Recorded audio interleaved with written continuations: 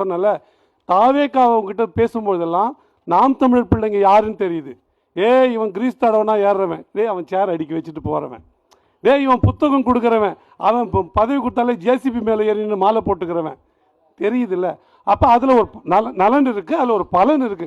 அந்த அளவிற்கு தான் அதை ரெஃபர் பண்ணுறமே தவிர கோட்பாட்டு அளவில் என்னன்னா ஒன்றுமே இல்லை. எனக்கு அது வருத்தம் தான்.